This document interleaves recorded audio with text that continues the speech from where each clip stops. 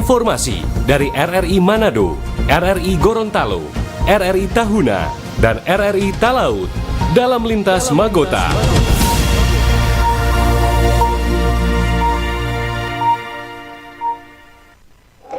Selamat sore, Radio Republik Indonesia Wilayah Nusantara 5 dengan Lintas Berita Magota, Manado, Gorontalo, Tahuna, dan Talaut.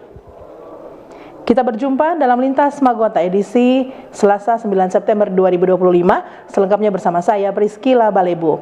Pendengar pemirsa RRI, kita ke informasi yang pertama. Dari RRI Manado, pemerintah Provinsi Sulawesi Utara kembali mengeluarkan kebijakan keringanan pajak kendaraan bermotor. Program keringanan merah putih adalah kebijakan yang diambil oleh pemerintah Provinsi Sulawesi Utara yang diharapkan mampu meringankan beban masyarakat, khususnya pemilik kendaraan bermotor. PLT Kepala UPTD PPD Samsat Manado Michael Langelo mengatakan program keringanan merah putih telah dimulai dari tanggal 8 Agustus dan akan berakhir tanggal 30 September 2025. Menurut Langelo, masyarakat dapat bermohon di Samsat terdekat untuk pajak tahunan dan Samsat asal SNK. Jadi masyarakat dapat bermohon di Samsat terdekat untuk pajak tahunan dan di Samsat asal STNK untuk yang sudah jatuh tempo pajak 5 tahunan. Dan masyarakat bisa memanfaatkan ada bebas denda, ada bebas progresif, ada keringanan tunggakan pokok sebesar 50%, juga ada bebas SDW LKEJ atau jasara harja asuransi, juga bebas denda jasara harja tahun sebelumnya dan seterusnya. Diungkapkan bagi masyarakat atau pemilik kendaraan yang membayar pajak tepat tanggal atau sebelum jatuh tempo juga diberikan apresiasi dari pemerintah provinsi. Juga untuk masyarakat yang membayar tepat waktunya, itu sudah pemerintah provinsi sudah memberikan diskon atau yang jika membayar sesuai dengan jatuh tempo atau sebelum jatuh tempo, wajib pajak itu akan mendapatkan nominal atau nilai yang setara atau ekuivalen sama dengan nilai pajak tahun-tahun sebelumnya. Diketahui keringanan yang diberikan pemerintah provinsi meliputi diskon 50% pokok PKB untuk masa pajak lama, diskon 12,5% PKB dan 35% option PKB untuk masa pajak 2025 tanpa tunggakan, pembebasan denda PKB 100%, pembebasan tarif progresif PKB, serta pembebasan denda SWDK LLJ. Program ini berlaku untuk semua kendaraan pribadi dan badan usaha, serta dapat diakses di seluruh Samsat induk dan gerai pelayanan di Sulut. Roy Pesak, RRI terus mengudara untuk Indonesia.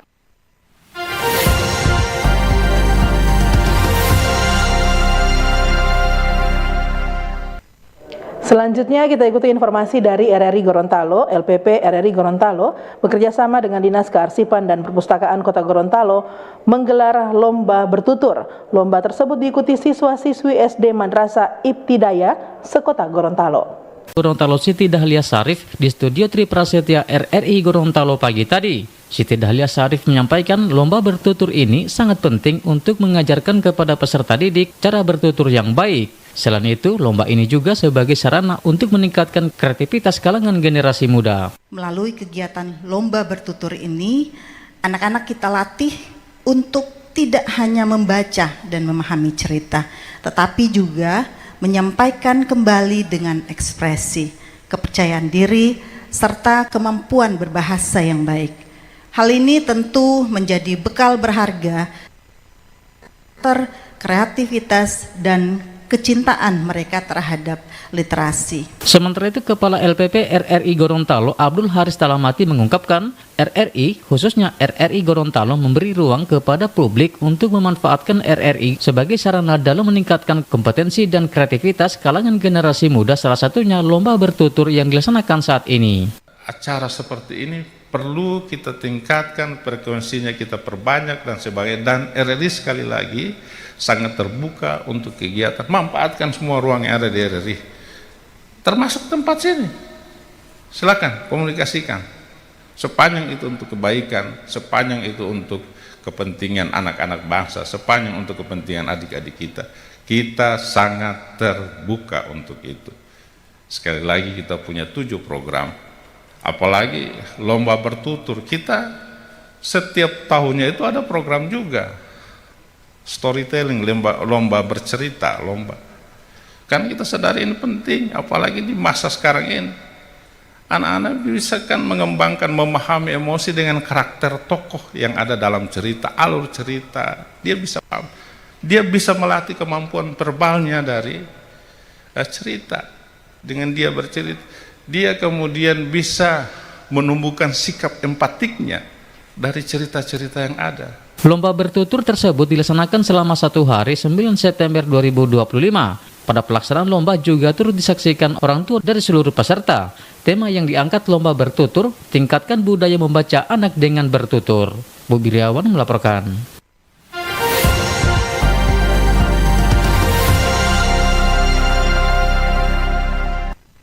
Sementara itu, pendengar, informasi lainnya, minat baca masyarakat Gorontalo secara nasional berada pada 10 peringkat terbawah. Peringkat tersebut berdasarkan hasil survei Perpusnas tahun 2024. Minat baca masyarakat Gorontalo tercatat masuk dalam 10 besar terendah secara nasional. Meski begitu, menurut Kepala Dinas Kearsipan dan Perpustakaan Provinsi Gorontalo Ridwan Hemeto, berdasarkan hasil survei yang dilakukan Perpustakaan Nasional tahun 2024, skor minat baca Gorontalo mencapai 62,43. Angka ini sebenarnya menunjukkan bahwa minat baca masyarakat Gorontalo berada dalam kategori tinggi. Namun, jika dibandingkan secara nasional, Gorontalo masih berada di posisi ke-10 terbawah. Penilaian minat baca dalam survei ini menurut Ridwan Hemeto meliputi beberapa indikator seperti frekuensi membaca dalam seminggu, durasi membaca, jumlah bahan bacaan yang diakses, akses terhadap internet, serta durasi penggunaan internet untuk kegiatan membaca. Walaupun memang sebagai informasi awal untuk tahun 2025 ini sementara direvisi untuk indikator-indikator ini. Mungkin penyesuaian atau seperti apa, yang jelas untuk tahun 2025 ini pengukuran belum jalan karena memang indikator ini masih sementara diperbaiki, mungkin karena ada perkembangan teknologi, karena sudah ada jaringan internet yang lebih memadai sehingga ini menjadi perhitungan tersendiri. Sementara itu, Akademisi Universitas Negeri Gorontalo UNG Dr. Funco Tanipo mengungkapkan keprihatinannya terhadap peringkat Gorontalo yang rendah dalam hal budaya baca. Ini cukup memprihatinkan karena dari sisi infrastruktur dan letak geografis, Gorontalo sebenarnya lebih baik dibanding provinsi-provinsi kepulauan yang memiliki tantangan geografis yang lebih besar. Jadi dari 10 provinsi yang paling rendah di Indonesia itu, tingkat kegemaran membaca itu, Gorontalo itu peringkat 8 dari bawah. Kita itu setara dengan Papua, Maluku Utara, Maluku dan Nusa Tenggara Barat. Jadi memang miris karena satu, kalau kita lihat soal infrastruktur, lalu kemudian geografinya, kalau geografi Papua atau Maluku Utara, Maluku yang berbasis kepulauan, atau Nusa Tenggara Barat yang jarak antara satu kabupaten kota itu sangat jauh, termasuk juga Papua, agak sangat miris ketika kemudian kita bandingkan dengan Gorontalo yang satu daratan, yang jarak dari ibu kota provinsi sangat dekat. Dr. Funco Tanipo menambahkan rendahnya minat baca bukan hanya soal angka, tetapi juga menggambarkan persoalan struktural yang lebih luas. Ia menyoroti masih sulitnya akses ke perpustakaan daerah maupun perpustakaan kampus, serta masalah distribusi buku yang tidak merata di berbagai wilayah. Funco menegaskan pentingnya perhatian bersama dari berbagai pihak, baik pemerintah daerah, lembaga pendidikan maupun masyarakat untuk memperbaiki kondisi ini. Literasi menurutnya adalah kunci kemajuan sumber daya manusia di daerah.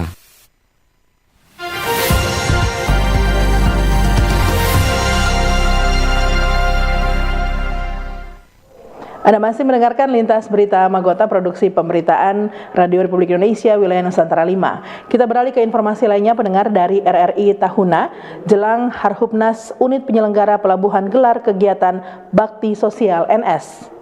Menyambut Hari Perhubungan Nasional Harhubnas 2025 yang jatuh pada tanggal 17 September mendatang, unit penyelenggara pelabuhan UPP kelas 2 Tahuna menggelar serangkaian kegiatan sosial. Agenda yang berlangsung di Pelabuhan Tahuna ini mencakup aksi bersih-bersih area pelabuhan dan pesisir pantai, gerakan pangan murah, hingga pemeriksaan kesehatan gratis bagi insan perhubungan. Pelaksana Harian Kepala UPP kelas 2 Tahuna, Mefrit Palanewen, mengatakan bahwa kegiatan sosial ini merupakan bentuk nyata kepedulian insan perhubungan terhadap lingkungan dan masyarakat. Menyelenggarakan kegiatan bakti sosial berupa bersih-bersih areal Pelabuhan Tahuna dan juga areal sekitar pantai yang berlokasi Pelabuhan Tahuna.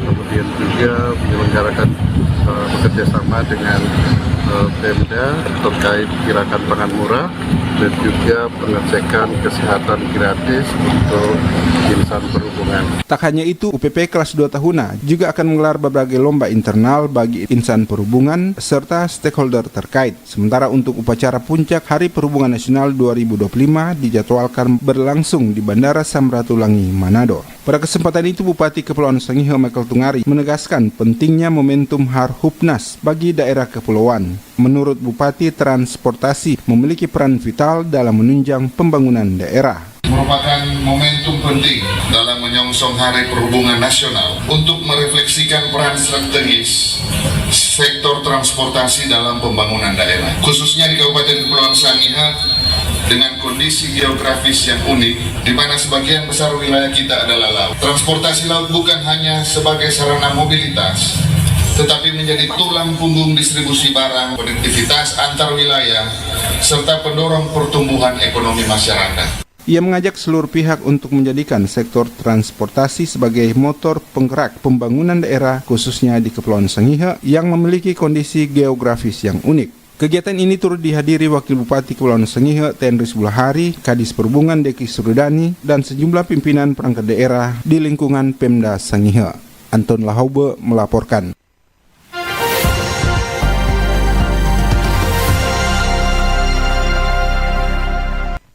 Pendengar dan pemirsa RRI, kita ikuti informasi selanjutnya dari RRI Talaut. Bawaslu Talaut gelar forum penguatan kelembagaan. Bawaslu Kabupaten Kepulauan Talaut menggelar giat penguatan kelembagaan pengawas pemilu yang menghadirkan para insan pers dan pegiat pemilu sebagai pesertanya. Saat membuka kegiatan, Kordip HP2H Bawaslu Talaut Sidra Sofian mengungkapkan tujuan pelaksanaan forum untuk menghimpun aspirasi dan memperkuat peran Bawaslu ke depan, tetap menjadi lembaga yang terpercaya dalam mengawal pesta demokrasi khususnya di Kabupaten Kepulauan Talaut. Saya kira ini sangat bermanfaat, terutama Bawaslu Kabupaten Kepulauan Talaut. Saya kira ini jadi catatan, jadi evaluasi terutama Bawaslu Kabupaten Kepulauan Talaut. Peran dari mantan penyelenggara maupun peran media, saya kira ini sangat bermanfaat bagi Bawaslu, tentunya bisa menyampaikan kepada masyarakat untuk terus bersama-sama membantu Bawaslu, membantu KPU dalam kegiatan. Ia berharap semua elemen tetap bisa bersinergi, tetap berkolaborasi dan membuat lembaga Bawaslu tetap ada untuk melaksanakan tugas-tugasnya. Dalam pelaksanaannya, kegiatan ini menghadirkan narasumber dari kalangan akademisi yakni Effendi Sondak dan Victor Roti yang membawakan materi arah kebijakan regulasi dalam menguatkan fungsi pengawasan Bawaslu di tengah non-tahapan. Dari Melongane, Kabupaten Kepulauan Talaut RRI, Robert Amaroba terus mengudara untuk Indonesia.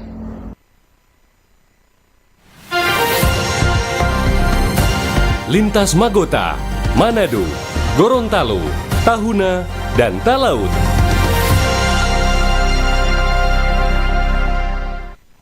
Informasi tersebut mengakhiri lintas berita Magota, Manado, Gorontalo, Tahuna, Talaut edisi Selasa 9 September 2025. Saya Priscila Balebu.